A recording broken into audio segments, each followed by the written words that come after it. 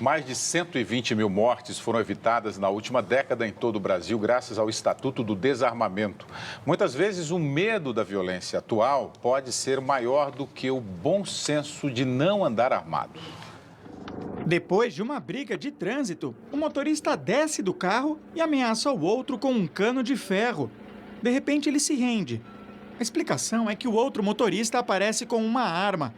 O vídeo do caso que aconteceu no exterior está circulando pelas redes sociais para justificar o porte de arma. Em 2014, 24 mil novas armas de fogo foram registradas por pessoas físicas no Brasil, 21% a mais do que em 2013. Nos primeiros 5 meses deste ano, mais de 10 mil novas armas legais foram licenciadas. Quem pesquisa o assunto diz que o aumento da violência está diretamente ligado ao aumento no número de registros de armas de fogo no Brasil, observado no ano passado e no início desse ano. E isso depois do Estatuto do Desarmamento, que tornou a posse e o porte de arma de fogo mais restrito para a população.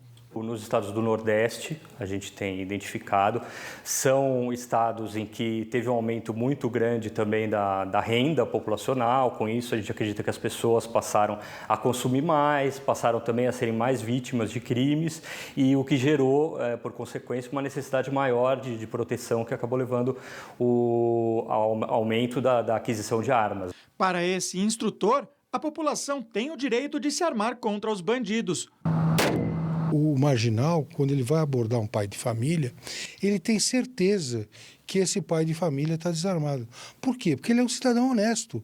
Ele não vai andar armado se não for legalmente. O Estatuto concede uma licença para maiores de 25 anos que não estejam respondendo a processo criminal e demonstrem aptidão física e psicológica.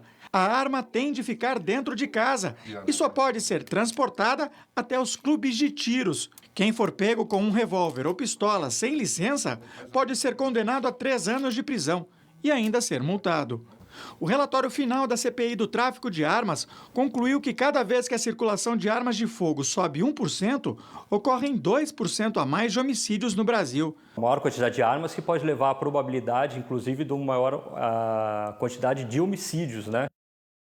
Ayrton, esse é um assunto polêmico. William Souza aqui pelo Facebook. Se o Estado não me protege, tenho o direito de me proteger assim como a minha família. Bom, vamos pegar esse exemplo do William? Então, para você utilizar uma arma, você vai adquiri-la regularmente, vai pagar um preço alto, né? Porque a arma não custa barato. Aí você vai treinar, não é? Você vai treinar, vai praticar tiro, essa coisa toda. Agora, você tem preparo para atirar em alguém? Você alguma vez cometeu uma violência com alguém?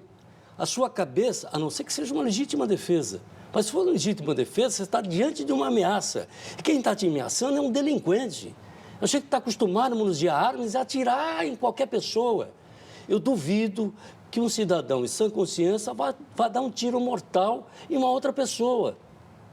Não é fácil você acabar com a vida de alguém. É preciso que você tenha alguma coisa já de desvio na sua conduta para facilitar com que você haja de uma forma que não é compatível com o ser humano, não é? Então, eu acho que tem uma observação a fazer também, comércio de armas legal é uma coisa. Agora, a maioria das armas que se apreendem com esses criminosos que são presos não são armas adquiridas legalmente. São armas todas raspadas ou que entram clandestinamente no país. Então, não era melhor a gente policiar a entrada dessas armas, que vêm de todas as origens, do que ficar aí pretendendo fazer com que um chefe de família seja ele o defensor da sua integridade e da sua família e não o Estado? Isso se dá por quê? Porque o Estado não defende a família. Os militares que estão hoje na Polícia Militar não têm preparo para defender o cidadão. Não há na Polícia Civil uma estrutura que possa dar garantias de segurança para ninguém. Então, esse desvio que o Estado tem na sua conduta vai ser compensado pelo cidadão que vai se expor a ele se defender? Não, quem tem que defender o cidadão é o Estado. Ele tem que cumprir com suas obrigações, pagar seus impostos. Agora, ele não é obrigado a andar armado porque vai ter um humilhante na rua. Isso é um absurdo. Olha aqui o Mauro Vieira Sena. Mas se esse cara que mostramos no início da reportagem, que estava com o cano, estivesse também armado, como seria? E é coisa rara, né, de você ver uma pessoa apontar uma arma e não atirar, né? Pois é, eu acho que, primeiro, o Ayrton falou bem, o maior problema das armas não são as que você compra ou registra, são aquelas que entram por baixo do pano. O que o indivíduo tem, se ele mora num lugar remoto e ele quer ter uma arma para defender sua casa, é possível, por isso que a lei permite que ele faça isso, ele registre. Mas existe, a única pessoa que pode ser prejudicada nessa história é o cidadão de bem que perde a cabeça.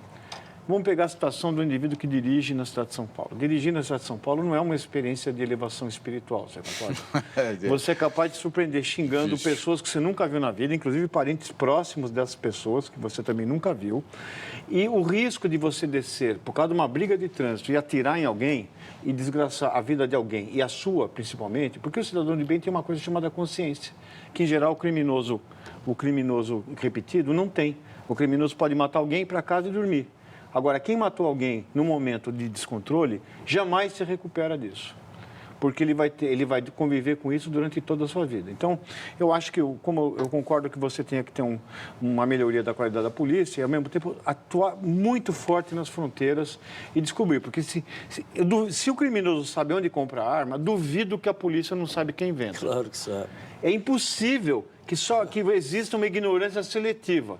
Então, alguém deve estar ganhando muito dinheiro com isso. E isso, para mim, tem a ver com corrupção. Você comprar uma bazuca, comprar um fuzil, comprar uma arma pesada, e como é que não existe inteligência para saber quem está entrando com isso e onde se vende? Portanto, eu acho que o problema não é de legislação, mas, mais uma vez, de combate à corrupção. Vamos aqui o contraditório dos nossos telespectadores. Eu disse no início que esse tema é polêmico. O Douglas está dizendo aqui pelo WhatsApp: armado você tem mais uma chance de ficar vivo. O Emilson Nunes Costa, do JC, tem compromisso com os fatos. Certo? Certo, Emilson. Então, tem que dizer que há porte de armas no Texas e a taxa de homicídio é baixa e caindo. Mas isso, tudo bem. Assim como morrer deitado, a cama é o lugar mais perigoso do mundo, porque todo mundo morre deitado. Se não deitar, você não morre. Tem a ver a posse de arma com a queda ou com a polícia do Texas? É uma das mais eficientes do mundo. Desde os tempos daqueles cowboy lá, dos patrulheiros e tal, ela sempre foi assim. Então, eu não sei se a arma em si é causal. A minha impressão, eu não estou dizendo que você não possa usar arma para se defender. Por isso que existe uma lei que permite que você tenha isso em casa. Mas você levar uma arma como nessa situação, imagina que esse indivíduo que estava com o indivíduo com cano, ele dá um tiro. Aí ele volta ao normal, baixou a adrenalina. Como é que ele fica? Então, por isso que quando você, por exemplo, vamos pegar um exemplo, lei seca em Diadema, né?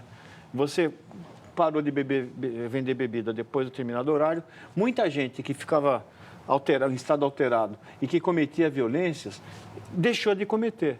E dentro das penitenciárias do Brasil tem muita gente que não é criminoso, mas que escorregou por uma questão absolutamente circunstancial.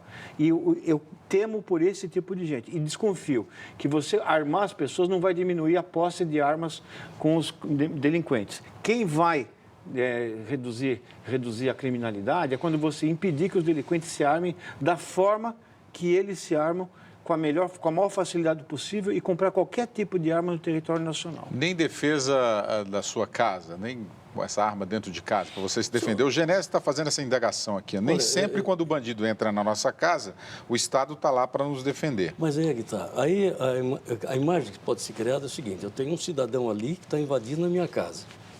Então eu fico imaginando, bom, é só ele que está, né? Eu tenho uma arma aqui, eu vou defender a minha casa. Mas isso não acontece, as pessoas não agem assim, os marginais agem em grupo. A hora que você pensa que você está enfrentando você tem mais 2 ou 3 na cobertura, principalmente em assaltos de residências. Não há ladrões isolados, esse ladrão Meneghetti que entrava pelo foro da casa, isso não existe mais. Eles quando chegam para... Pega as estatísticas. Quando eles chegam numa residência para atacar, eles já levantaram o horário de saída, horário de chegada, quem está dentro, quem não está dentro, não é improvisado. Aí você acha que você, com um revólver dentro da casa, você vai reagir e vai garantir a segurança para a família. Não é isso. O que você tem que fazer diante de uma situação de ameaça é não reagir à ameaça. Porque você leva desvantagem, você é do bem, o outro é do mal. Você, para atirar em alguém, para acertar, você vai tremer. E pensa 2 vezes. Pensa 2 vezes. Daí se aproveita o bandido, que sempre tem cobertura. não é? E ainda a possibilidade, se a cobertura não está do lado, entra um, entra outro, tem gente do lado de fora esperando. Não é assim. Se fosse um negócio de duelo, né? Se fosse um duelo, você é o bandido, eu sou o mocinho, nós nos encontramos, você fica a tantos metros, eu atiro. Quem atirar melhor ganha. Mas não é um duelo, é desigual. O cidadão honrado não pode enfrentar um marginal. Ele tem que ser protegido pelo Estado, pela polícia. Só um comentário, William. Esse tema pode ser polêmico, mas o que não é polêmico é o seguinte: entra arma clandestina no Brasil. E como? E como? Então, há pessoas que dizem a favor do porte de arma, outras contra, é o que está acontecendo aqui.